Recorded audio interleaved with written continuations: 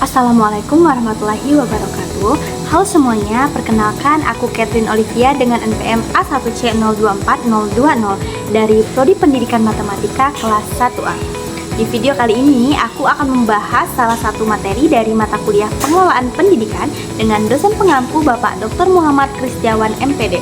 Kali ini aku akan membahas materi mengenai manajemen pendidikan non-formal dan pendidikan anak usia dini.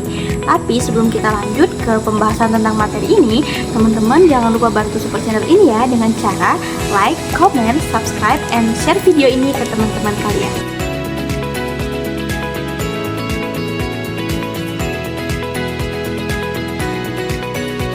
Yang pertama di sini kita akan membahas mengenai manajemen pendidikan non-formal atau PNF. Yang pertama ada pengertian pendidikan non-formal dulu nih. Jadi, pendidikan non-formal atau PNF adalah bentuk pendidikan di luar jalur pendidikan formal yang biasanya lebih fleksibel dan berfokus pada kebutuhan masyarakat atau komunitas tertentu. Tujuan dari pendidikan non-formal ini adalah memberikan kesempatan belajar yang relevan bagi mereka yang tidak memiliki akses atau tidak memilih pendidikan formal. Tujuan dari pendidikan non-formal itu sendiri yang pertama yaitu untuk meningkatkan keterampilan dan kompetensi individu di bidang tertentu. Yang kedua ada membantu mereka yang putus sekolah untuk mendapatkan keterampilan yang dapat digunakan dalam pekerjaan. Yang ketiga memberikan pendidikan dasar kepada masyarakat yang belum menguasai literasi dasar seperti membaca dan menulis. Yang keempat membantu pengembangan sosial dan ekonomi masyarakat melalui peningkatan kualitas sumber daya manusia. Nah, selanjutnya kita juga akan membahas mengenai komponen manajemen pendidikan non-formal. Komponen manajemen pendidikan non-formal sendiri yang pertama ada kurikulum, di mana kurikulum yang dirancang haruslah sesuai dengan kebutuhan masyarakat dan berfokus pada keterampilan praktis. Yang kedua ada metode pembelajaran. Di sini, metode yang fleksibel dan partisipatif seperti diskusi, simulasi, praktek langsung, dan studi kasus.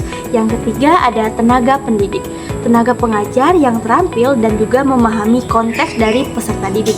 Yang keempat yaitu sarana dan prasarana, di mana peralatan dan tempat belajar yang mendukung serta akses ke teknologi bila memungkinkan. Yang kelima ada anggaran dan sumber daya, di mana pengelolaan anggaran secara efisien termasuk sumber daya yang diperoleh dari pemerintah, donor, atau bahkan swasta.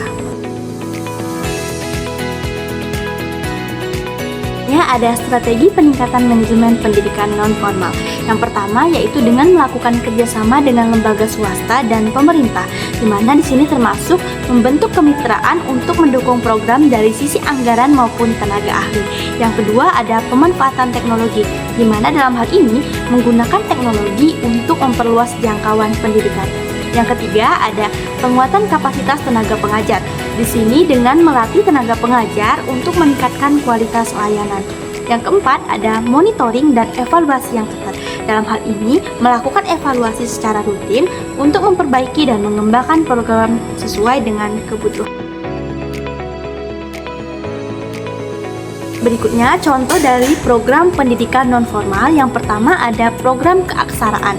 Contohnya program membaca, menulis, dan berhitung bagi masyarakat yang belum menguasainya.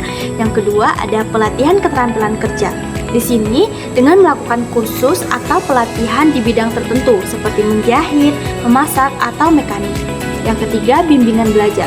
Program ini bagi anak sekolah atau remaja dapat membantu mereka menunjang pendidikan formal mereka. Yang keempat yaitu pendidikan kewirausahaan, di mana dalam hal ini melakukan pelatihan untuk masyarakat agar memiliki keterampilan dalam berwirausaha. Oke teman-teman, tadi kita sudah membahas mengenai manajemen pendidikan non-formal. Selanjutnya kita akan beralih untuk membahas manajemen pendidikan anak usia dini atau PAUD. Yang pertama kita akan membahas pengertiannya dulu nih. Jadi, manajemen pendidikan anak usia dini atau PAUD adalah proses pengelolaan segala aspek pendidikan yang berkaitan dengan anak usia dini, di mana umumnya anak-anak yang berusia 0 sampai dengan 6 tahun. PAUD memiliki peran penting dalam perkembangan fisik, kognitif, sosial, dan juga emosional anak. Tujuan utama dari manajemen ini adalah menciptakan lingkungan belajar yang mendukung pertumbuhan optimal anak sesuai dengan tahap perkembangannya. Untuk prinsip-prinsip manajemen PAUD sendiri, yang pertama ada berpusat pada anak, di mana setiap aspek pengelolaan harus memperhatikan kebutuhan, minat, dan juga tahapan perkembangan anak. Yang kedua, lingkungan yang aman dan juga nyaman, di mana anak-anak usia dini membutuhkan lingkungan yang aman dan nyaman agar mereka dapat mengeksplorasi dan belajar dengan baik. Yang ketiga yaitu pembelajaran holistik, di mana ini menekankan pada pendekatan yang menyeluruh termasuk aspek fisik, kognitif, sosial, dan juga emosional. Yang keempat ada keterlibatan orang tua, di mana dalam hal ini orang tua adalah mitra utama dalam pendidikan anak, sehingga perlu ada kolaborasi antara pendidik dan orang tua. Selanjutnya kita akan membahas mengenai pendekatan pembelajaran dalam pendidikan anak usia dini atau PAUD. Yang pertama ada pembelajaran berbasis bermain, di mana bermain menjadi metode utama karena anak usia dini belajar melalui permainan. Metode ini mendukung eksplorasi, kreativitas, dan juga interaksi sosial. Yang kedua, pembelajaran berbasis tematik, di mana mengaitkan dengan berbagai bidang studi alam satu tema yang relevan dengan dunia anak, seperti tema alam atau tema keluarga. Yang ketiga yaitu pendekatan sentra dan juga lingkungan, di mana metode ini memanfaatkan ruang sentra atau pusat kegiatan dan diskusi kelompok untuk mengembangkan keterampilan sosial dan juga keterampilan kognitif anak. Yang keempat yaitu keterlibatan orang tua dan masyarakat, di mana keterlibatan orang tua dalam pendidikan anak usia dini sangatlah penting, di mana orang tua perlu didorong untuk aktif terlibat dalam kegiatan PAUD seperti kunjungan kelas, pertemuan orang tua, dan partisipasi dalam kegiatan belajar di rumah. Dukungan dari masyarakat juga diperlukan untuk menciptakan lingkungan yang kondusif bagi pendidikan anak. Yang kelima yaitu evaluasi dalam pendidikan anak usia dini, di mana evaluasi perkembangan anak dalam PAUD lebih berfokus pada observasi dan dokumentasi kemajuan perkembangan mereka daripada penilaian akademis formal.